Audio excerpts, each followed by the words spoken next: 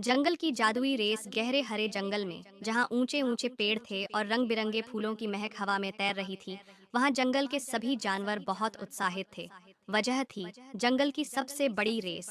इस साल की रेस खास थी क्योंकि विजेता को जादुई सोने का सेब मिलने वाला था, जो जिसे भी खाएगा वह जंगल का सबसे तेज और सबसे ताकतवर जानवर बन जाएगा। रेस की घोषणा जंगल के राजा शेर सिंह राज ने रेस की घोषणा की। उन्होंने कहा, इस बार की रेस बहुत कठिन होगी। रास्ते में बड़ी बड़ी नदियां, घने जंगल और ऊंचे पहाड़ आएंगे। जो यह रेस पूरी करेगा वही असली विजेता होगा। जंगल के तेज तर्रार जानवर जैसे हरिणा हिरनी, धावक खरगोश, बाजू बंदर और लंबू दंकी लोमड़ी ने तुरंत अपना नाम लिखवा लिया। सबसे चौंकाने वाली बात यह थी कि एक छोटा सा कछुआ मंथरू भी रेस में भाग लेना चाहता था। अरे मंथरू, तुम बहुत धीमे हो, तुम इस रेस में जीत नहीं सकते, धावक खरगोश ने हंसते हुए कहा। मैं अपनी पूरी कोशिश करूंगा, मंथरू ने मुस्कुराते हुए जवाब दिया।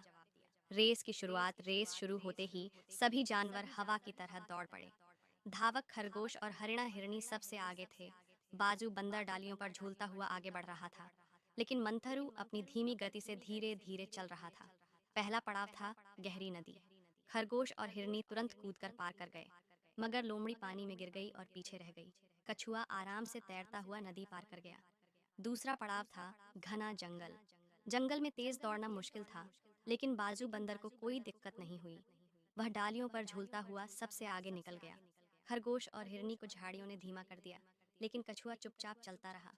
अंतिम चुनौती, ऊंचा पहाड़। अब सिर्फ अंतिम चुनौती बची थी, खड़ी चट्टानों वाला ऊंचा पहाड़।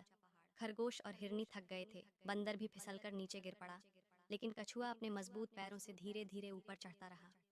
आखिरकार सभी जानवर रुक गए, लेकिन कछुआ लगातार चढ़ता रहा।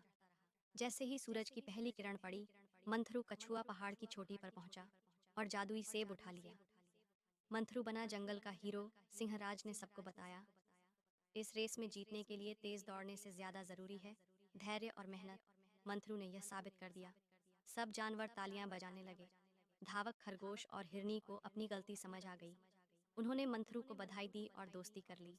उस दिन के बाद जंगल के सभी जानवरों ने सीख ली, कभी किसी को कमजोर मत समझो, मेहनत और धैर्य से कुछ भी संभव है। यह थी जंगल की जादुई रेस की कहानी।